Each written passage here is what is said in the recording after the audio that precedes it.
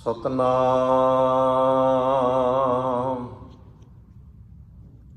ਸ਼੍ਰੀ ਵਾਹਿਗੁਰੂ ਸਾਹਿਬ ਜੀ।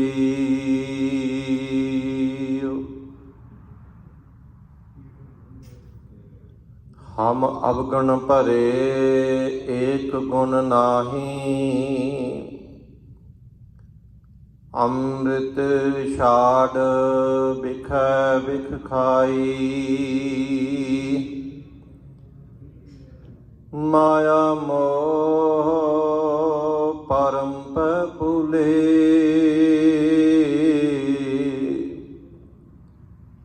ਸੁਤ ਦਾਰਾ ਸਿਉ ਪ੍ਰੀਤ ਲਗਾਈ। ਇਕ ਉਤਮ ਪੰਥ ਸੁਣਿਓ ਗੁਰ ਸੰਗਤ, ਤਹ ਮਿਲੰਤ ਜਮ ਤਰਾਸ ਮਿਟਾਈ। ਇਕ ਅਰਦਾਸ ਪਾਠ ਕੀਰਤ ਕੀ, ਗੁਰੂ ਰਾਮਦਾਸ ਰਾਖੋ ਸ਼ਰਨਾਈ। ਗੁਰੂ ਰਾਮਦਾਸ ਰਾਖੋ ਸ਼ਰਨਾਈ। ਪੰਜ ਪਿਆਲੇ ਪੰਜ ਪੀਰ, ਛਠਮਾ ਪੀਰ ਬੈਠਾ ਗੁਰ ਭਾਰੀ।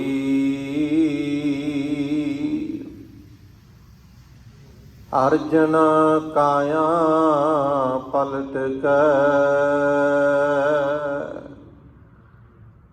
ਮੂਰਤ ਹਰ ਗੋਬਿੰਦ ਸਵਾਰੀ। ਚੱਲੀ ਪੀੜੀ ਸੋਢੀਆਂ, ਰੂਪ ਦਿਖਾਵਣ ਬਾਰੋਂ ਵਾਰੀ। ਦਲ ਭੰਜਨ ਗੁਰ ਸੂਰਮਾ,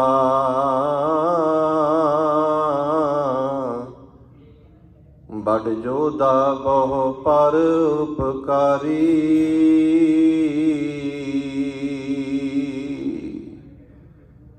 ਡੰਡਾਉਤ ਬੰਦਨ ਅਨੇਕ ਬਾਰ, ਸਰਬ ਕਲਾ ਸਮਰੱਥ। ਡੋਲਨ ਤੇ ਰਾਖੋ ਪ੍ਰਭੂ, ਨਾਨਕ ਦੇ ਕਰ ਹੱਥ। ਪਰਮ ਸਨਮਾਨਯੋਗ ਸਤਿਗੁਰਾਂ ਦੀ ਸਾਜੀ ਔਰ ਨਿਵਾਜੀ ਗੁਰਮੁਖ ਪਿਆਰੀ ਸਾਧ ਸੰਗਤ ਜੀ, ਆਓ ਆਪਾਂ ਸਾਰੇ ਵੱਡੇ ਭਾਗਾਂ ਵਾਲੇ ਹਾਂ। ਜਿਤਨੇ ਵੀ ਗੁਰਮੁਖ ਪ੍ਰੇਮੀ ਜਨ ਦੁਨਿਆਵੀ ਕੰਮਾਂ ਕਾਰਾਂ ਨੂੰ ਸੰਕੋਚ ਕੇ ਦੀਨ ਦੁਨੀ ਦੇ ਮਾਲਕ, ਚਵਰ ਛਤਰ ਤਖਤਾਂ ਦੇ ਮਾਲਕ, ਦਸਾਂ ਪਾਤਸ਼ਾਹੀਆਂ ਦੀ ਜਾਗਦੀ ਜੋਤ, ਸਰਬ ਧਰਮਾਂ ਦੇ ਸਾਂਝੇ ਰਹਿਬਰ, ਸਮੁੱਚੀ ਮਨੁੱਖਤਾ ਨੂੰ ਸਾਂਝੀਵਾਲਤਾ ਦਾ ਉਪਦੇਸ਼ ਦੇਣ ਵਾਲੇ ਜਗਤ ਗੁਰੂ, ਜੁਗੋ ਜੁਗ ਅਟਲ ਧੰਨ ਧੰਨ ਸ਼੍ਰੀ ਗੁਰੂ ਗ੍ਰੰਥ ਸਾਹਿਬ ਮਹਾਰਾਜ ਜੀ ਦੀ ਪਾਵਨ ਤੇ ਪਵਿੱਤਰ ਨਿੱਘੀ ਗੋਦ ਵਿੱਚ ਬੈਠ ਕਰਕੇ ਆਪਣੀ ਜ਼ਿੰਦਗੀ ਦੀਆਂ ਅਮੋਲਕ ਘੜੀਆਂ, ਅਮੋਲਕ ਸਵਾਸਾਂ ਨੂੰ ਸਫਲਿਆ ਬਣਾ ਰਹੇ ਹੋ। ਸੋ ਵਡਭਾਗੇ ਹੋ। ਸਤਿਗੁਰੂ ਮਹਾਰਾਜ ਕਿਰਪਾ ਕਰਨ, ਸਾਡੀ ਸਾਰਿਆਂ ਦੀ ਹਾਜ਼ਰੀ ਚਰਨਾਂ ਵਿੱਚ ਪ੍ਰਵਾਨ ਕਰਨ। ਸਭ ਤੋਂ ਪਹਿਲਾਂ ਕਲਗੀਧਰ ਦਸ਼ਮੇਸ਼ ਪਿਤਾ ਮਹਾਰਾਜ ਜੀ ਦੀ ਬਖਸ਼ੀ ਹੋਈ ਗੁਰਫਤਿਹ ਬੁਲਾ ਕੇ ਰਸਨਾ ਕਰੀਏ ਪਵਿੱਤਰ। ਗੱਜ ਵੱਜ ਕੇ ਫਤਿਹ ਬੁਲਾਓ ਜੀ। ਆਖੋ ਜੀ ਵਾਹਿਗੁਰੂ ਜੀ ਕਾ ਖਾਲਸਾ, ਵਾਹਿਗੁਰੂ ਜੀ ਕੀ ਫਤਿਹ। ਅੱਜ ਦਾ ਜੋ ਪਾਵਨ ਪਵਿੱਤਰ ਦਿਹਾੜਾ ਹੈ, ਬਹੁਤ ਹੀ ਭਾਗਾਂ ਵਾਲਾ ਦਿਨ ਹੈ। ਅੱਜ ਛੇਵੇਂ ਪਾਤਸ਼ਾਹ ਮਹਾਰਾਜ ਮੀਰੀ ਪੀਰੀ ਦੇ ਮਾਲਕ ਬੰਦੀ ਛੋੜ ਦਾਤੇ ਗੁਰੂ ਹਰਗੋਬਿੰਦ ਸਾਹਿਬ ਮਹਾਰਾਜ ਜੀ ਦਾ ਪ੍ਰਕਾਸ਼ ਉਤਸਵ ਹੈ। ਸਮੁੱਚੀਆਂ ਸੰਗਤਾਂ ਨੂੰ ਗੁਰਦੁਆਰਾ ਖਾਲਸਾ ਦੀਵਾਨ ਸੁਸਾਇਟੀ ਐਬਸਪੋਰਟ ਵੱਲੋਂ ਗੁਰੂ ਮਹਾਰਾਜ ਜੀ ਦੇ ਅਵਤਾਰ ਗੁਰਪੁਰਬ ਦੀ ਲੱਖ ਲੱਖ ਵਧਾਈ ਹੋਵੇ। ਸਤਿਗੁਰੂ ਛੇਵੇਂ ਪਾਤਸ਼ਾਹ ਮਹਾਰਾਜ ਜੀ ਦਾ ਅਵਤਾਰ ਭਨਮਥੁਰਾ ਕਛ ਭੇਦ ਨਹੀਂ ਗੁਰੂ ਅਰਜਨ ਪ੍ਰਤੱਖ ਹਰ। ਸ੍ਰੀ ਗੁਰੂ ਅਰਜਨ ਦੇਵ ਮਹਾਰਾਜ ਪੰਜਵੇਂ ਗੁਰੂ ਨਾਨਕ ਬਾਬਾ ਜੀ ਦੇ ਗ੍ਰਹਿ ਵਿਖੇ ਮਾਤਾ ਗੰਗਾ ਜੀ ਦੀ ਪਵਿੱਤਰ ਕੁੱਖ ਦੇ ਵਿੱਚੋਂ ਹੋਇਆ। ਮਹਾਰਾਜ ਜੀ ਦੇ ਅਵਤਾਰ ਦੇ ਪਿੱਛੇ ਵੀ ਇੱਕ ਬਹੁਤ ਪਿਆਰੀ ਸਾਖੀ, ਬੜੀ ਪਿਆਰੀ ਘਟਨਾ ਹੈ, ਕਿਉਂਕਿ ਗੁਰੂ ਅਰਜਨ ਦੇਵ ਮਹਾਰਾਜ ਜੀ ਦਾ ਜੋ ਅਵਤਾਰ ਹੈ, ਮਾਤਾ ਗੰਗਾ ਜੀ ਦੀ ਸ਼ਾਦੀ ਨੂੰ ਬਹੁਤ ਸਾਲ ਬੀਤ ਗਏ ਨੇ। ਘਰ ਦੇ ਵਿੱਚ ਕੋਈ ਲਾਲ ਨਹੀਂ ਹੈ। ਘਰ ਦੇ ਵਿੱਚ ਕਿਸੇ ਸਾਹਿਬਜ਼ਾਦੇ ਨੇ ਅਵਤਾਰ ਨਹੀਂ ਧਾਰਨ ਕੀਤਾ। ਮਾਤਾ ਗੰਗਾ ਜੀ ਤਾਂ ਸਬਰ ਸੰਤੋਖ ਵਾਲੇ ਹਨ, ਕਿਉਂਕਿ ਗੁਰੂ ਕੇ ਮਹਿਲ ਨੇ।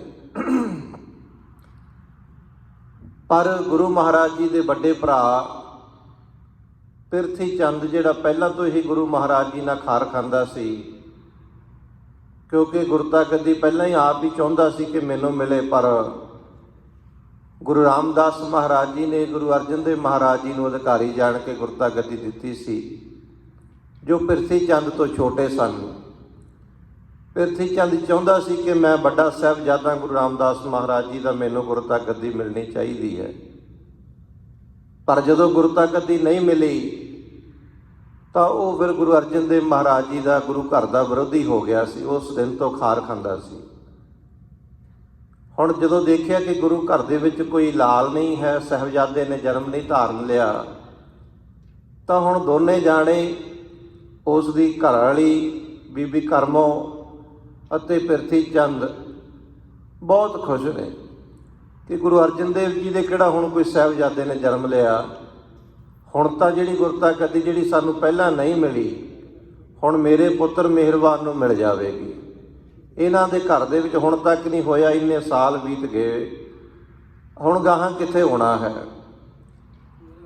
ਪਿਰਥੀ ਚੰਦ ਦੀ ਘਰਵਾਲੀ ਕਰਮੋ ਮਾਤਾ ਗੰਗਾ ਜੀ ਨੂੰ ਦੇਖ ਦੇਖ ਕੇ ਜਾਣ ਕੇ ਸੁਣਾਉਂਦੀ ਹੈ, ਮਿਹਣੇ ਮਾਰਦੀ ਹੈ ਕਿ ਇਸ ਘਰ ਦੇ ਵਿੱਚ ਹੁਣ ਕਿੱਥੇ ਲਾਲ ਹੋਣਾ ਹੈ।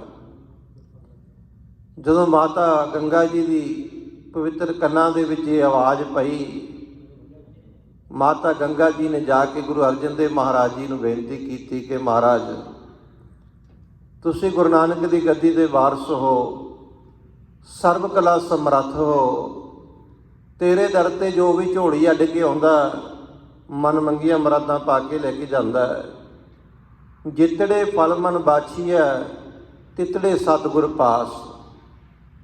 ਜਿੰਨੇ ਵੀ ਗੁਰਸਿੱਖ ਗੁਰੂ ਦਾ ਪਿਆਰਾ, ਮਨ ਚਿੰਦੇ ਫਲ ਗੁਰੂ ਕੋਲੋਂ ਮੰਗਦਾ, ਸਤਿਗੁਰੂ ਮਹਾਰਾਜ ਉਹਦੀਆਂ ਝੋਲੀਆਂ ਭਰ ਕੇ ਭੇਜਦੇ ਨੇ। ਸਤਿਗੁਰੂ ਮਹਾਰਾਜ, ਮੈਂ ਅਕਾਲ ਪੁਰਖ ਦੇ ਭਾਣੇ ਵਿੱਚ ਸਾਂ, ਪਰ ਅੱਜ ਪਿਰਥੀ ਚੰਦ ਦੀ ਘਰਵਾਲੀ ਨੇ ਇਹੋ ਜਿਹਾ ਬੋਲ ਮਾਰਿਆ ਜੋ ਮੇਰੇ ਸੀਨੇ ਦੇ ਵਿੱਚ ਘਾਉ ਕਰ ਗਿਆ ਹੈ। ਉਹ ਕਹਿੰਦੀ ਹੈ ਕਿ ਇਹਨਾਂ ਦੇ ਘਰ ਦੇ ਵਿੱਚ ਹੁਣ ਕਿੱਥੇ ਔਲਾਦ ਹੋਣੀ ਹੈ, ਇਹਨਾਂ ਨੇ ਤਾਂ ਉਤਰੇ ਜਾਣਾ ਸੰਸਾਰ ਤੋਂ।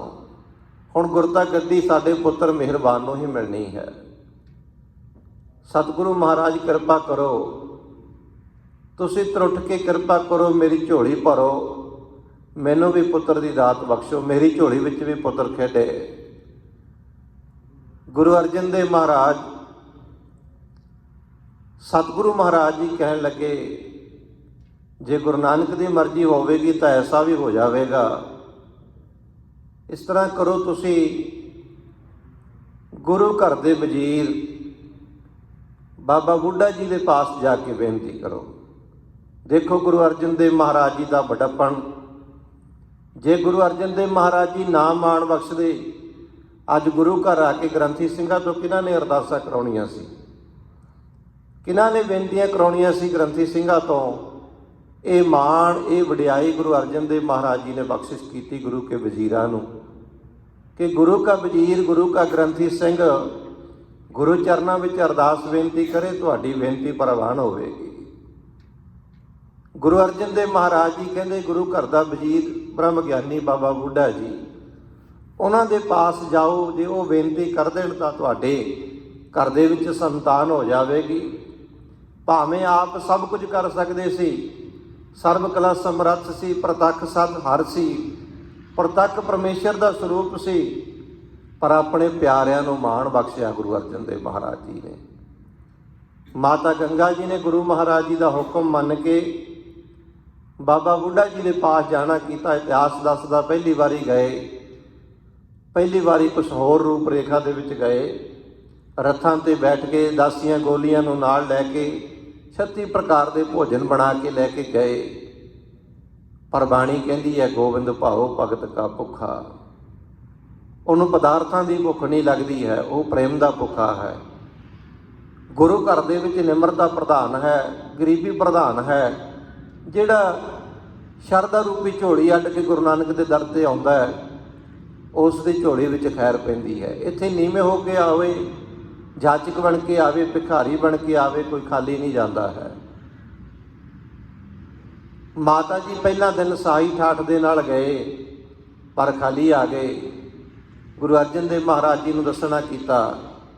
ਗੁਰੂ ਅਰਜਨ ਦੇਵ ਮਹਾਰਾਜ ਜੀ ਕਹਿੰਦੇ, ਜੇ ਕਿਤੋਂ ਕੋਈ ਦਾਤ ਲੈਣ ਜਾਈਏ ਨਾ, ਨਿਮਰਤਾ ਧਾਰਨ ਕਰਕੇ ਜਾਣੀ ਚਾਹੀਦੀ ਹੈ, ਸ਼ਰਧਾ ਦੇ ਨਾਲ ਜਾਣਾ ਚਾਹੀਦਾ, ਪਿਆਰ ਦੇ ਨਾਲ ਜਾਣਾ ਚਾਹੀਦਾ ਹੈ। ਜਿਸ ਤਰ੍ਹਾਂ ਇਤਿਹਾਸ ਦੱਸਦਾ ਕਿ 5 ਪਾਂਡਵਾਂ ਤੋਂ ਕੁਝ ਇਹੋ ਜਿਹੀ ਭੁੱਲ ਹੋ ਗਈ, ਤੇ ਹੁਣ ਦੱਸਣਾ ਕੀਤਾ ਭਗਵਾਨ ਕ੍ਰਿਸ਼ਨ ਨੇ ਕਿ ਇੱਕ ਸਮੇਤ ਜਗ ਕਰੋ, ਤੁਹਾਡਾ ਇਹ ਪਾਪ ਜਿਹੜੇ ਇਹ ਇੰਨੇ ਹੱਤਿਆਵਾਂ ਹੋਈਆਂ ਨੇ ਜੰਗਾਂ ਯੁੱਧਾਂ ਦੇ ਵਿੱਚ, ਤੁਹਾਡੇ ਪਾਪ ਲੈ ਜਾਣਗੇ। ਪਿਛਲੇ ਸਮਿਆਂ ਦੇ ਵਿੱਚ, ਪਿਛਲੇ ਯੁੱਗਾਂ ਦੇ ਵਿੱਚ ਜੱਗ ਆਦਿ ਕੀਤੇ ਜਾਂਦੇ। ਅਸਮੇਤ ਜੱਗ ਜੋ ਕਿ 40 ਦਿਨ ਚੱਲਦਾ, ਤੇ ਹਾਥੀ ਦੀ ਸੁੰਡ ਵਰਗੀ ਮੋਟੀ ਦੇਸੀ ਘਿਓ ਦੀ ਧਾਰ ਲਗਾਤਾਰ ਪਕਵਾਨਾਂ ਦੇ ਵਿੱਚ ਚੱਲਦੀ। ਇਹੋ ਜਿਹਾ ਜੱਗ ਕੋਈ ਗਰੀਬ ਆਦਮੀ ਨਹੀਂ ਕਰ ਸਕਦਾ, ਉਸ ਦਾ ਭਲਾ ਕਿਵੇਂ ਹੋਵੇਗਾ। ਸਤਿਗੁਰੂ ਮਹਾਰਾਜ ਜੀ ਨੇ ਕਿਰਪਾ ਕਰ ਦਿੱਤੀ ਕਿ ਜਪ ਤਪ ਉਹਨਾਂ ਯੁੱਗਾਂ ਦਾ ਧਰਮ ਹੈ, ਕਲ ਕੀਰਤ ਕੇਵਲ ਹਰਨਾਮਾ। ਕਲ ਯੁੱਗ ਦੇ ਵਿੱਚ ਜਿਹੜਾ ਵਾਹਿਗੁਰੂ ਦੀ ਕੀਰਤੀ ਕਰੇਗਾ, ਵਾਹਿਗੁਰੂ ਦਾ ਜਸ ਕਰੇਗਾ, ਉਹਦਾ ਭਲਾ ਹੋ ਜਾਵੇਗਾ। ਮਹਾਰਾਜ ਜੀ ਕਹਿੰਦੇ ਜਪ ਤਪ ਕਰਨੇ, ਕਰਮਕਾਂਡ ਕਰਨੇ, ਉਹ ਪਿਛਲੇ ਯੁੱਗਾਂ ਦਾ ਧਰਮ ਸੀ, ਹੋਵੇਗਾ, ਮੁਬਾਰਕ ਹੈ। ਪਰ ਹੁਣ ਕਲਯੁਗ ਦਾ ਸਮਾਂ ਹੈ। ਕਲਯੁਗ ਮੈਂ ਕੀਰਤਨ ਪ੍ਰਧਾਨਾ, ਗੁਰਮੁਖ ਜਪੀਐ ਲਾਏ ਧਿਆਨਾ। ਆਪ ਤਰੈ ਸਗਲੇ ਕੁਲ ਤਾਰੈ, ਹਰ ਦਰਗੇ ਪਤ ਸਿਉ ਜਾਇਂਦਾ। ਕਲਯੁਗ ਕੀਰਤਨ ਦਾ ਯੁੱਗ ਹੈ, ਵਾਹਿਗੁਰੂ ਦੀ ਕੀਰਤੀ ਦਾ ਯੁੱਗ ਹੈ, ਨਾਮ ਦਾ ਯੁੱਗ ਹੈ। ਅਬ ਕਲੂ ਆਇਓ ਰੇ ਇੱਕ ਨਾਮ ਬੋ। ਕਲਯੁਗ ਦੇ ਵਿੱਚ ਨਾਮ ਦਾ ਬੀਜ ਬੀਜਿਆ ਜਾਂਦਾ ਹੈ। ਤੇ ਉਹ ਅਸਮੇਤ ਜੱਗ ਦੱਸਿਆ ਕ੍ਰਿਸ਼ਨ ਭਗਵਾਨ ਨੇ। ਤੇ ਹੁਣ ਉਹਨਾਂ ਨੇ ਅਸਮੇਤ ਜੱਗ ਕਹਿੰਦੇ ਜਦੋਂ ਸਫਲਾ ਹੋ ਗਿਆ ਤਾਂ ਸ਼ੰਖ ਵੱਜੇਗਾ। ਸ਼ੰਖ ਜਦੋਂ ਅਸਮੇਤ ਜੱਗ ਕੀਤਾ, ਸ਼ੰਖ ਵੱਜਿਆ ਨਾ। ਭਗਵਾਨ ਕ੍ਰਿਸ਼ਨ ਜੀ ਕਹਿਣ ਲੱਗੇ, ਕੋਈ ਗੁਰੂ ਦਾ ਪਿਆਰਾ ਰਹਿ ਗਿਆ ਜਿਹੜਾ ਨਹੀਂ ਆਇਆ, ਪਤਾ ਕਰੋ ਕੌਣ ਨਹੀਂ ਆਇਆ। ਹੁਣ ਪਤਾ ਕੀਤਾ, ਕਹਿੰਦੇ ਵਾਲਮੀਕ ਜੀ ਨਹੀਂ ਆਏ ਹੈ। ਹੁਣ 5 ਪਾਂਡਵ ਗਏ, ਜਾ ਕੇ ਵਾਲਮੀਕ ਨੂੰ ਬੇਨਤੀ ਕਰਦੇ ਨੇ, ਜੀ ਤੁਸੀਂ ਆਓ, ਸਾਡੇ ਘਰ ਆਓ, ਅਸਮੇਤ ਜੱਗ ਛਕੋ। ਵਾਲਮੀਕ ਜੀ ਕਹਿੰਦੇ ਸਾਨੂੰ ਪਦਾਰਥਾਂ ਦੀ ਕੋਈ ਲੋੜ ਨਹੀਂ ਹੈ, ਅਸੀਂ ਨਹੀਂ ਅਸਮੇਤ ਜੱਗ ਤੇ ਜਾਣਾ ਹੈ, ਅਸੀਂ ਤਾਂ ਬਸ ਦੁਨੀਆ ਤੋਂ ਪ੍ਰਾਮ ਹਾਂ, ਸੰਤੁਸ਼ਟ ਹਾਂ ਵਾਹਿਗੁਰੂ ਦੇ ਭਜਨ ਦੇ ਵਿੱਚ। ਕਹਿੰਦੇ ਜੀ ਨਹੀਂ, ਤੁਹਾਡੇ ਜਾਇਆਂ ਤੋਂ ਬਗੈਰ ਸਾਡਾ ਫਲ ਜਿਹੜਾ ਹੈ ਜੱਗ ਸਫਲਾ ਨਹੀਂ ਹੋਵੇਗਾ। ਕਹਿੰਦੇ ਫਿਰ ਅਸੀਂ ਬੰਦਗੀ ਛੱਡ ਕੇ ਕਿਵੇਂ ਜਾ ਸਕਦੇ ਹਾਂ। ਚਲੋ ਇਸ ਤਰ੍ਹਾਂ ਕਰੋ, ਸਾਨੂੰ ਇੱਕ ਅਸਮੇਤ ਜੱਗ ਦਾ ਫਲ ਦੇ ਦਿਓ, ਅਸੀਂ ਫਿਰ ਤੁਹਾਡੇ ਨਾਲ ਚਲੇ ਜਾਵਾਂਗੇ। ਹੁਣ 5 ਪਾਂਡਵ ਕਹਿੰਦੇ ਹੁੰਦਾ ਤਾਂ ਇੱਕ ਨਹੀਂ ਪੂਰਾ, ਤੁਹਾਨੂੰ ਕਿੱਥੋਂ ਦੇ ਦਈਏ। ਵਾਪਸ ਆ ਗਏ। ਹੁਣ ਆ ਕੇ ਦ੍ਰੋਪਦੀ ਨੂੰ ਦੱਸਣਾ ਕੀਤਾ ਕਿ ਹੁਣ ਵਾਲਮੀਕ ਜੀ ਨਹੀਂ ਆ ਰਹੇ, ਉਹ ਤਾਂ ਹੁਣ ਇੱਕ ਅਸਮੇਤ ਜੱਗ ਦਾ ਫਲ ਪਹਿਲਾਂ ਮੰਗਦੇ ਨੇ, ਫਿਰ ਕਹਿੰਦੇ ਅਸੀਂ ਆਵਾਂਗੇ। ਦ੍ਰੋਪਦੀ ਕਹਿੰਦੀ ਇਹ ਤੁਸੀਂ ਡਿਊਟੀ ਮੇਰੇ ਤੇ ਲਾ ਦਿਓ, ਮੈਂ ਆਪੇ ਲੈ ਕੇ ਆਵਾਂਗੀ। ਦ੍ਰੋਪਦੀ ਨੇ ਅੰਮ੍ਰਿਤ ਵੇਲੇ ਉੱਠ ਕੇ ਇਸ਼ਨਾਨ ਕੀਤਾ, ਸੁੱਚੇ ਵਸਤਰ ਪਾਏ, ਜੋੜਾ ਘਰੇ ਲਾ ਕੇ ਨੰਗੇ ਪੈਰੀਂ ਪਰਮੇਸ਼ਰ ਦਾ, ਭਗਵਾਨ ਦਾ ਧਿਆਨ ਧਰ ਕੇ ਜਾਪ ਕਰਦੀ ਹੋਈ ਪੂਰਨ ਬ੍ਰਹਮ ਗਿਆਨੀ ਸਮਝ ਕੇ ਵਾਲਮੀਕ ਜੀ ਵੱਲ ਗਈ। ਜਾ ਕੇ ਨਿਮਰਤਾ ਧਾਰਨ ਕਰਕੇ ਬੇਨਤੀ ਕੀਤੀ ਕਿ ਵਾਲਮੀਕ ਜੀ ਆਓ, ਮਹਾਂਪੁਰਸ਼ੋ ਆਓ, ਸਾਡੇ ਘਰ ਆ ਕੇ ਇੱਕ ਅਸਮੇਤ ਜਗ ਦਾ ਭੋਜਨ ਛਕੋ। ਵਾਲਮੀਕ ਜੀ ਕਹਿਣ ਲੱਗੇ, ਮੈਂ ਤੁਹਾਨੂੰ ਪਹਿਲਾਂ ਵੀ ਦੱਸਿਆ ਸੀ ਕਿ ਮੈਂ ਭਗਤੀ ਛੱਡ ਕੇ ਨਹੀਂ ਜਾ ਸਕਦਾ, ਜੇ ਲੈ ਕੇ ਜਾਣਾ ਤਾਂ ਮੈਨੂੰ ਇੱਕ ਸਮੇਤ ਜਗ ਦਾ ਫਲ ਦਿਓ। ਤਾਂ ਦ੍ਰੋਪਦੀ ਕਹਿਣ ਲੱਗੀ, ਮੈਂ ਵੇਦਾਂ ਗ੍ਰੰਥਾਂ ਦੇ ਵਿੱਚ ਪੜ੍ਹਿਆ ਕਿ ਜੇ ਗੁਰੂ ਘਰ ਵੱਲ ਜਾਈਏ, ਕਿਸੇ ਪੂਰਨ ਬ੍ਰਹਮ ਗਿਆਨੀ ਕੋਲ ਸ਼ਰਧਾ ਦੇ ਨਾਲ ਜਾਈਏ ਤਾਂ ਇੱਕ ਇੱਕ ਕਦਮ ਦਾ ਇੱਕ ਇੱਕ ਅਸਮੇਤ ਜਗ ਦਾ ਫਲ ਮਿਲਦਾ ਹੈ। ਮੈਂ ਕਿੰਨੇ ਕਦਮ ਚੱਲ ਕੇ ਆਈ ਹਾਂ, ਉਹਨਾਂ ਵਿੱਚੋਂ ਇੱਕ ਅਸਮੇਤ ਜਗ ਦਾ ਫਲ ਤੁਸੀਂ ਰੱਖ ਲਓ, ਬਾਕੀ ਮੇਰੀ ਝੋਲੀ ਪਾ ਦਿਓ। ਵਾਲਮੀਕ ਜੀ ਚੁੱਪ ਕਰ ਜਾਂਦੇ ਨੇ। ਚੁੱਪ ਕਰਕੇ ਝੱਟ ਹੀ ਦ੍ਰੋਪਦੀ ਦੇ ਨਾਲ ਚੱਲ ਜਾਂਦੇ ਨੇ। ਸੋ ਕਹਿਣ ਦਾ ਭਾਵ, ਗੁਰੂ ਘਰ ਦੇ ਵਿੱਚ ਜਿਹੜਾ ਸ਼ਰਧਾ ਦੇ ਨਾਲ ਆਉਂਦਾ, ਪਿਆਰ ਦੇ ਨਾਲ ਆਉਂਦਾ, ਉਹਦੀ ਝੋਲੀ ਭਰ ਜਾਂਦੀ ਹੈ, ਉਹ ਖਾਲੀ ਨਹੀਂ ਜਾਂਦਾ ਹੈ। ਮਾਤਾ ਗੰਗਾ ਜੀ ਸਾਹੀ ਠਾਠ ਵਿੱਚ ਆਏ, ਖਾਲੀ ਚਲੇ ਗਏ। ਗੁਰੂ ਅਰਜਨ ਦੇਵ ਮਹਾਰਾਜ ਜੀ ਕਹਿੰਦੇ, ਜਦੋਂ ਕੋਈ ਜਾਣਾ ਹੋਵੇ ਜਾਚਨਾ ਲੈ ਕੇ, ਕੋਈ ਗੁਰੂ ਘਰ ਦੇ ਵਿੱਚੋਂ ਖੈਰ ਲੈਣ ਜਾਣਾ ਹੋਵੇ, ਸ਼ਰਧਾ ਨਾਲ ਜਾਈਦਾ, ਪਿਆਰ ਦੇ ਨਾਲ ਜਾਈਦਾ, ਨਿਮਰਤਾ ਦੇ ਨਾਲ ਜਾਈਦਾ ਹੈ। ਹੁਣ ਮਾਤਾ ਗੰਗਾ ਜੀ ਸਮਝ ਗਏ, ਕਿਉਂਕਿ ਸੂਝਵਾਨ ਸੀ, ਇਸ਼ਾਰਾ ਹੋ ਗਿਆ, ਝਟਪਟ ਸਾਰੀ ਮਰਿਆਦਾ ਸਮਝ ਗਏ ਮਾਤਾ ਗੰਗਾ ਜੀ। ਅਗਲੇ ਦਿਨ ਮਾਤਾ ਗੰਗਾ ਜੀ ਨੇ ਆਪ ਕੇਸੀ ਇਸ਼ਨਾਨ ਕੀਤਾ, ਸਾਫ ਵਸਤਰ ਪਾਏ। ਪਹਿਲੇ ਦਿਨ ਹਲਵਾਈ ਲਾ ਕੇ ਪਕਵਾਨ ਬਣਾਏ ਸੀ। ਅੱਜ ਮਾਤਾ ਗੰਗਾ ਜੀ ਨੇ ਆਪਣੇ ਹੱਥੀਂ ਬੜੇ ਪਿਆਰ ਦੇ ਨਾਲ ਵਾਹਿਗੁਰੂ ਦਾ ਸਿਮਰਨ ਕਰਦੇ ਹੋਏ ਪ੍ਰਸ਼ਾਦਾ ਤਿਆਰ ਕੀਤਾ, ਮਿੱਸੇ ਪ੍ਰਸਾਦੇ ਤਿਆਰ ਕੀਤੇ, ਲੱਸੀ ਮੱਖਣ ਆਦਿਕ ਤਿਆਰ ਕੀਤਾ। ਗੰਢਾ ਲੈ ਕੇ ਪਕਵਾਨ ਬਣ ਲਏ, ਪ੍ਰਸ਼ਾਦਾ ਬਣ ਲਿਆ, ਤੇ ਨੰਗੇ ਪੈਰੀ ਬਾਬਾ ਬੁੱਢਾ ਜੀ ਵੱਲ ਵਾਹਿਗੁਰੂ ਦਾ ਸਿਮਰਨ ਕਰਦੇ ਸ਼ਰਧਾ ਨਾਲ ਚੱਲ ਪਏ। ਜਿੱਥੇ ਪਹਿਲੇ ਦਿਨ ਬਾਬਾ ਬੁੱਢਾ ਜੀ ਨੇ ਜਵਾਬ ਦੇ ਦਿੱਤਾ ਸੀ ਕਿ ਮਾਤਾ ਜੀ ਸਾਨੂੰ ਭੁੱਖ ਹੀ ਨਹੀਂ ਹੈ, ਕਿੱਥੋਂ ਛਕ ਲਈਏ ਪ੍ਰਸ਼ਾਦਾ, ਅੱਜ ਕਹਿੰਦੇ ਬਾਬਾ ਬੁੱਢਾ ਜੀ ਅੱਡੀਆਂ ਚੁੱਕ ਚੁੱਕ ਕੇ ਦੇਖਦੇ ਨੇ। ਦੂਰੋਂ ਮਾਤਾ ਜੀ ਨੂੰ ਆਉਂਦੇ ਦੇਖਿਆ, ਕਹਿੰਦੇ ਮਾਤਾ ਕੀ ਲੈ ਕੇ ਆਏ ਹੋ? ਕਹਿੰਦੇ ਜੀ ਮੈਂ ਪ੍ਰਸ਼ਾਦਾ ਲੈ ਕੇ ਆਈ ਹਾਂ। ਕਹਿੰਦੇ ਇਹਨੂੰ, ਇਹ ਮਾਂ ਦਾ ਪਿਆਰ ਆ। ਬਾਬਾ ਬੁੱਢਾ ਜੀ ਕਹਿੰਦੇ ਮਾਂ ਨੂੰ ਪਹਿਲਾਂ ਹੀ ਪਤਾ ਲੱਗ ਜਾਂਦਾ ਕਿ ਮੇਰੇ ਬੱਚੇ ਨੂੰ ਭੁੱਖ ਲੱਗੀ ਹੋਈ ਹੈ। ਇਹ ਬੱਚੇ ਦਾ ਤੇ ਅੰਦਰਾਂ ਦਾ ਅੰਦਰੀਵੀ ਪਿਆਰ ਹੈ। ਬੱਚਾ ਜੇ ਮੰਗਦਾ ਵੀ ਨਹੀਂ, ਮਾਂ ਨੂੰ ਪਹਿਲਾਂ ਹੀ ਪਤਾ ਲੱਗ ਜਾਂਦਾ ਕਿ ਮੇਰੇ ਪੁੱਤ ਨੂੰ ਭੁੱਖ ਲੱਗੀ ਹੋਈ ਆ। ਮਾਤਾ ਜੀ ਬੜੀ ਜ਼ੋਰ ਦੀ ਭੁੱਖ ਲੱਗੀ ਹੋਈ ਸੀ। ਤੁਸੀਂ ਜਾਣ ਲਿਆ ਕਿ ਮੇਰੇ ਬੱਚੇ ਨੂੰ ਭੁੱਖ ਲੱਗੀ ਹੈ, ਲਿਆਓ ਜਲਦੀ ਜਲਦੀ ਪ੍ਰਸ਼ਾਦਾ ਖੋਲ੍ਹੋ, ਅਸੀਂ ਭੁੱਖ ਲੱਗੀ ਹੋਈ ਹੈ। ਸੋ ਮਾਤਾ ਜੀ ਨੇ ਪ੍ਰਸ਼ਾਦਾ ਖੋਲ੍ਹਿਆ, ਬਾਬਾ ਬੁੱਢਾ ਜੀ ਦੇ ਪਾਸ ਰੱਖਿਆ। ਹੁਣ ਬਾਬਾ ਬੁੱਢਾ ਜੀ ਵੀ ਜਾਣਦੇ ਨੇ, ਬ੍ਰਹਮ ਗਿਆਨੀ ਨੇ। ਕਹਿੰਦੇ ਮਾਤਾ ਜੀ ਕਿਸ ਕਾਰਨ ਵਾਸਤੇ ਆਏ ਹੋ?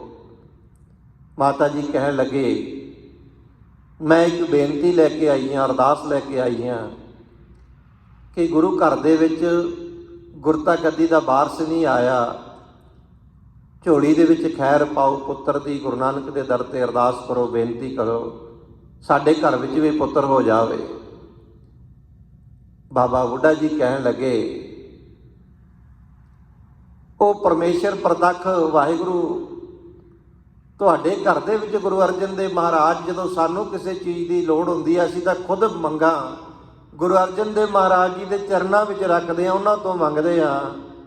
ਤੇ ਮਾਤਾ ਜੀ ਤੁਸੀਂ ਗੁਰੂ ਸਾਹਿਬ ਨੂੰ ਬੇਨਤੀ ਕਰੋ, ਉਹ ਸਰਬ ਕਲਾ ਸਮਰੱਥ ਨੇ।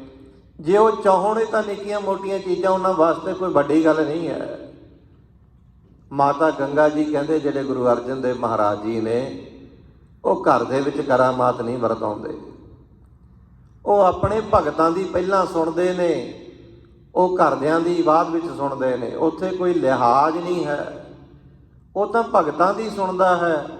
ਤੁਸੀਂ ਕਿਰਪਾ ਕਰੋ, ਅਰਦਾਸ ਕਰੋ, ਤੁਹਾਡੀ ਅਰਦਾਸ ਮੇਰੇ ਨਾਲੋਂ ਪਹਿਲਾਂ ਸੁਣਨਗੇ। ਬਾਬਾ ਬੁੱਢਾ ਜੀ ਨੇ ਗੁਰੂ ਨਾਨਕ ਜੀ ਦਾ ਧਿਆਨ ਧਰ ਕੇ ਅਰਦਾਸ ਕੀਤੀ, ਬੇਨਤੀ ਕੀਤੀ। ਪ੍ਰਸ਼ਾਦਾ ਛਕਣ ਲੱਗੇ। ਇਤਿਹਾਸ ਦੱਸਦਾ, ਬਾਬਾ ਬੁੱਢਾ ਜੀ ਨੇ ਹੱਥ ਦੀ ਹਥੇਲੀ ਤੇ ਗੰਢਾ ਰੱਖਿਆ, ਦੂਸਰੇ ਹੱਥ ਦੇ ਨਾਲ ਜ਼ੋਰ ਨਾਲ ਮੁੱਕੀ ਮਾਰੀ, ਗੰਢਾ ਟੁੱਟ ਗਿਆ, ਨਿੱਕੇ ਨਿੱਕੇ ਟੁਕੜੇ ਹੋ ਕੇ ਉਸ ਦੇ ਖਿਲਰ ਗਏ। ਬਾਬਾ ਬੁੱਢਾ ਜੀ ਕਹਿੰਦੇ ਮਾਤਾ ਜੀ, ਗੁਰੂ ਨਾਨਕ ਨੇ ਤੁਹਾਡੀ ਦਰਦੀ ਪ੍ਰਕਾਪਕਾਰ ਸੁਣ ਲਈ ਹੈ। ਤੁਹਾਡੇ ਘਰ ਦੇ ਵਿੱਚ ਇਹੋ ਜਿਹਾ ਸੂਰਵੀਰ ਯੋਧਾ ਮਹਾਬਲੀ ਪੁੱਤਰ ਪੈਦਾ ਹੋਵੇਗਾ, ਭਾਰੀ ਗੁਰੂ ਪੈਦਾ ਹੋਵੇਗਾ। ਜਿਵੇਂ ਅਸੀਂ ਹੱਥ ਦੀ ਹਥੇਲੀ ਤੇ ਰੱਖ ਕੇ ਆ ਗੰਢਾ ਭੰਨਿਆ, ਇਸ ਤਰ੍ਹਾਂ ਉਹ ਤੁਰਕਾਂ ਦੇ ਸਿਰ ਭੰਨਿਆ ਕਰੂਗਾ। ਬੋਲੋ ਸਤਨਾਮ ਸ਼੍ਰੀ ਵਾਹਿਗੁਰੂ। ਸੋ ਸਤਿਗੁਰੂ ਮਹਾਰਾਜ ਜੀ ਨੇ ਕਿਰਪਾ ਕੀਤੀ। ਮਾਤਾ ਗੰਗਾ ਜੀ ਦੀ ਪਵਿੱਤਰ ਕੁੱਖ ਦੇ ਵਿੱਚੋਂ 21 ਹਾੜ ਵਾਲੇ ਦਿਨ ਧੰਨ ਸ੍ਰੀ ਗੁਰੂ ਹਰਗੋਬਿੰਦ ਸਾਹਿਬ ਮਹਾਰਾਜ ਜੀ ਨੇ ਅਵਤਾਰ ਧਾਰਨ ਕੀਤਾ ਤੇ ਮਾਣ ਜਿਹਨੂੰ ਬਖਸ਼ਿਆ ਆਪਣੇ ਗੁਰੂ ਘਰ ਦੇ ਵਜ਼ੀਰ ਬ੍ਰਹਮ ਗਿਆਨੀ ਬਾਬਾ ਬੁੱਢਾ ਜੀ ਨੂੰ। ਭਾਵੇਂ ਆਪ ਸਭ ਕੁਝ ਬਖਸ਼ ਕਰ ਸਕਦੇ ਸੀ, ਕਿਉਂਕਿ ਇੱਛਾ ਪੂਰਕ ਸਰਬ ਸੁਖ ਦਾਤਾ ਹਰ, ਜਾ ਕੇ ਵਸ ਹੈ ਕਾਮ ਤੇ ਨਾ। ਸਾਰੀਆਂ ਇੱਛਾਵਾਂ ਪੂਰੀਆਂ ਕਰਨ ਵਾਸਤੇ ਗੁਰੂ ਨਾਨਕ ਦਾ ਕਰ ਸਮਰੱਥ ਹੈ। ਸੋ ਸਤਿਗੁਰੂ ਮਹਾਰਾਜ ਜੀ ਦਾ ਅਵਤਾਰ ਹੋਇਆ। ਸਤਿਗੁਰੂ ਮਹਾਰਾਜ ਜੀ, ਗੁਰੂ ਅਰਜਨ ਦੇਵ ਮਹਾਰਾਜ ਦੀ ਸ਼ਹਾਦਤ, ਇਤਿਹਾਸ ਬੜਾ ਲੰਮਾ, ਕਈ ਵਾਰੀ ਆਪ ਜੀ ਸੁਣਦੇ ਰਹਿੰਦੇ ਹੋ। ਗੁਰੂ ਅਰਜਨ ਦੇਵ ਮਹਾਰਾਜ ਜੀ ਦਾ ਸ਼ਹੀਦੀ ਦਿਹਾੜਾ ਲੰਘ ਕੇ ਗਿਆ, ਇਤਿਹਾਸ ਆਪਾਂ ਵਿਚਾਰਿਆ। ਸੋ ਸਤਿਗੁਰੂ ਮਹਾਰਾਜ ਗੁਰੂ ਅਰਜਨ ਦੇਵ ਮਹਾਰਾਜ ਜੀ ਦੀ ਸ਼ਹਾਦਤ ਲਾਹੌਰ ਦੇ ਵਿੱਚ ਤਤੀਆਂ ਤਵੀਆਂ ਤੇ ਬਿਠਾ ਕੇ ਚੰਦੂ ਨੇ ਤਸੀਹੇ ਦੇ ਕੇ ਗੁਰੂ ਮਹਾਰਾਜ ਜੀ ਨੂੰ ਸ਼ਹੀਦ ਕੀਤਾ। ਫਿਰ ਛੇਵੇਂ ਪਾਤਸ਼ਾਹ ਮਹਾਰਾਜ ਜੀ ਨੇ ਗੁਰੂ ਨਾਨਕ ਦੇ ਘਰ ਦੇ ਵਿੱਚ ਇੱਕ ਵਿਲੱਖਣ ਮੋੜ ਲੈ ਕੇ ਆਂਦਾ। 5 ਜਾਮਿਆਂ ਤੱਕ, ਪਹਿਲੇ ਗੁਰੂ ਨਾਨਕ ਪਾਤਸ਼ਾਹ ਮਹਾਰਾਜ ਜੀ ਤੋਂ ਲੈ ਕੇ ਗੁਰੂ ਅਰਜਨ ਦੇਵ ਮਹਾਰਾਜ ਜੀ ਤੱਕ ਮਾਲਾ ਪ੍ਰਧਾਨ ਰਹੀ ਹੈ। ਸਿਮਰਨ ਹੀ ਮਹਾਰਾਜ ਨੇ ਫੇਰਿਆ, ਨਾਮ ਹੀ ਜਪਿਆ, ਸ਼ਾਸਤਰ ਨਹੀਂ ਸੀ ਉਠਾਏ। ਅੱਜ ਜਦੋਂ ਛੇਵੇਂ ਪਾਤਸ਼ਾਹ ਮਹਾਰਾਜ ਗੁਰਤਾ ਗੱਦੀ ਤੇ ਬਾਬਾ ਬੁੱਢਾ ਜੀ ਨੇ ਗੁਰਤਾ ਗੱਦੀ ਦਾ ਤਿਲਕ ਦਿੱਤਾ, ਤਾਂ ਸਤਿਗੁਰੂ ਮਹਾਰਾਜ ਜੀ ਦੇ ਸਾਹਮਣੇ ਸੇਜੀ ਟੋਪੀ ਲੈ ਕੇ ਆਏ, ਮਾਲਾ ਲੈ ਕੇ ਆਏ, ਤਾਂ ਗੁਰੂ ਹਰਗੋਬਿੰਦ ਸਾਹਿਬ ਮਹਾਰਾਜ ਜੀ ਬੀਰ ਰਸ ਵਿੱਚ ਆਏ। ਕਹਿਣ ਲੱਗੇ, ਬਾਬਾ ਜੀ ਸੇਜੀ ਟੋਪੀ ਤੋਸੇ ਖਾਨੇ ਵਿੱਚ ਜਮ੍ਹਾਂ ਕਰ ਦਿਓ, ਮਾਲਾ ਸਾਧੂਆਂ ਨੂੰ ਦੇ ਦਿਓ, ਸਾਨੂੰ ਸ਼ਾਸਤਰ ਧਾਰਨ ਕਰਾਓ। 5 ਜਾਮੇ ਮਾਲਾ ਫੇਰੀ ਹੈ, ਪਰ ਪਾਪੀ ਦਾ ਮਨ ਨਹੀਂ ਭਤੀਜਿਆ ਹੈ। ਗੁਰੂ ਅਰਜਨ ਦੇਵ ਮਹਾਰਾਜ ਜੀ ਤੋਂ ਵੱਧ ਮਾਲਾ ਕੌਣ ਫੇਰੇਗਾ? ਉਹਨਾਂ ਤੋਂ ਵੱਧ ਸ਼ਾਂਤੀ ਕੌਣ ਧਾਰਨ ਕਰੇਗਾ? ਗੁਰੂ ਅਰਜਨ ਦੇਵ ਮਹਾਰਾਜ ਜੀ ਨੂੰ ਜ਼ਾਲਮਾਂ ਨੇ ਤਤੀ ਤਵੀ ਤੇ ਬਿਠਾ ਕੇ ਸ਼ਹੀਦ ਕਰ ਦਿੱਤਾ। ਹੁਣ ਗੁਰੂ ਘਰ ਦਾ ਵਿਧਾਨ ਹੋਵੇਗਾ, ਇੱਥੇ ਸਿਆਸਤ ਵੀ ਹੋਵੇਗੀ, ਪਰ ਧਰਮ ਦੇ ਹੇਠ ਜੁੱਤੀ ਦੀ ਨੋਕ ਥੱਲੇ ਲਾ ਕੇ ਰੱਖਾਂਗੇ ਸਿਆਸਤ ਨੂੰ। ਪੀਰੀ ਪ੍ਰਧਾਨ ਹੋਵੇਗੀ ਤੇ ਗੁਰੂ ਘਰ ਦੇ ਵਿੱਚ ਸਿਆਸਤ ਵੀ ਹੋਵੇਗੀ, ਪਰ ਪੀਰੀ ਤੋਂ ਨੀਚੇ ਹੋਵੇਗੀ। ਮੀਰੀ ਤੇ ਪੀਰੀ ਦੀਆਂ 2 ਤਲਵਾਰਾਂ ਗੁਰੂ ਹਰਗੋਬਿੰਦ ਸਾਹਿਬ ਮਹਾਰਾਜ ਜੀ ਨੇ ਪਹਿਲਣੀਆਂ ਕੀਤੀਆਂ। ਸਤਿਗੁਰੂ ਮਹਾਰਾਜ ਜੀ ਨੇ ਸੋਹਣੇ ਸੋਹਣੇ ਘੋੜੇ, ਸੂਰਬੀਰ ਯੋਧੇ, ਨੌਜਵਾਨ ਸਿੰਘਾਂ ਦੀਆਂ ਫੌਜਾਂ ਤਿਆਰ ਕੀਤੀਆਂ। ਮਹਾਰਾਜ ਜੀ ਦਾ ਜਸ ਦੂਰ ਦੂਰ ਤੱਕ, ਗੁਰੂ ਘਰ ਦੀ ਸ਼ੋਭਾ ਵਡਿਆਈ, ਕਿ ਗੁਰੂ ਨਾਨਕ ਦੇ ਘਰ ਦੇ ਵਿੱਚ ਵਿਲੱਖਣ ਮੋੜ ਆ ਗਿਆ ਹੈ। 4 ਜੰਗਾਂ ਗੁਰੂ ਹਰਗੋਬਿੰਦ ਸਾਹਿਬ ਮਹਾਰਾਜ ਜੀ ਨੇ ਕੀਤੀਆਂ, ਚਾਰੇ ਜੰਗਾਂ 'ਚ ਮਹਾਰਾਜ ਨੇ ਫਤਿਹ ਪਾਈ ਹੈ। ਸੋ ਬਹੁਤ ਸਾਰੇ ਲੋਕਾਂ ਦਾ ਇਹ ਕਹਿਣਾ ਕਿ ਅਸੀਂ 6ਵੇਂ ਪਾਤਸ਼ਾਹ ਮਹਾਰਾਜ ਜੀ ਤੇ ਗੁਰੂ ਗੋਬਿੰਦ ਸਿੰਘ ਮਹਾਰਾਜ 10ਵੇਂ ਪਾਤਸ਼ਾਹ ਜੀ ਨੂੰ ਮੰਨਦੇ, ਕਿਉਂਕਿ ਉਹਨਾਂ ਨੇ ਸ਼ਸਤਰ ਧਾਰਨ ਕੀਤੇ ਨੇ। ਸਤਿਗੁਰੂ ਮਹਾਰਾਜ ਜੀ ਨੇ ਕਹਿੰਦੇ ਸ਼ਸਤਰ ਧਾਰਨ ਕੀਤੇ ਨੇ। ਸਤਿਗੁਰੂ ਮਹਾਰਾਜ ਜੀ ਨੇ ਨਵੇਂ ਸ਼ਸਤਰ ਧਾਰਨ ਹੀ ਨਹੀਂ ਕੀਤੇ, ਮਹਾਰਾਜ ਜੀ ਦੀ ਬਾਣੀ ਦੇ ਵੀ ਰਸੀਏ ਸੀ। 6ਵੇਂ ਪਾਤਸ਼ਾਹ ਮਹਾਰਾਜ ਜੀ ਨੇ ਬਾਣੀ ਦੇ ਰਸੀਏ। ਸਤਿਗੁਰੂ ਮਹਾਰਾਜ ਜੀ ਦਾ ਦੀਵਾਨ ਸਜਿਆ। ਸਤਿਗੁਰੂ ਮਹਾਰਾਜ ਜੀ ਨੇ ਹੁਕਮ ਕਰ ਦਿੱਤਾ ਕਿ ਸਾਨੂੰ ਕੋਈ ਸੁੱਧ ਜਪਜੀ ਸਾਹਿਬ ਦਾ ਪਾਠ ਕਰਕੇ ਸੁਣਾਵੇ। ਸਾਡਾ ਬੜਾ ਜੀ ਕਰਦਾ ਕਿ ਇਹ ਲਗਾ ਮਾਤਰਾ ਸੁੱਧ ਲਾ ਕੇ ਮਨ ਚਿੱਤ ਇਕਾਗਰ ਕਰਕੇ ਕੋਈ ਗੁਰੂ ਦਾ ਪਿਆਰਾ ਸਾਨੂੰ ਜਪਜੀ ਸਾਹਿਬ ਦਾ ਸੁੱਧ ਪਾਠ ਸੁਣਾਵੇ। ਗੁਰੂ ਦੇ ਸਾਹਮਣੇ ਕੌਣ ਹੈ ਜਿਹੜਾ ਕਹਿ ਸਕਦਾ ਵੀ ਮੈਨੂੰ ਆਉਂਦਾ ਮਹਾਰਾਜ, ਮੈਂ ਸੁਣਾ ਦੂੰਗਾ। ਕਾਫੀ ਦੇਰ ਚੁੱਪ ਛਾਈ ਰਹੀ।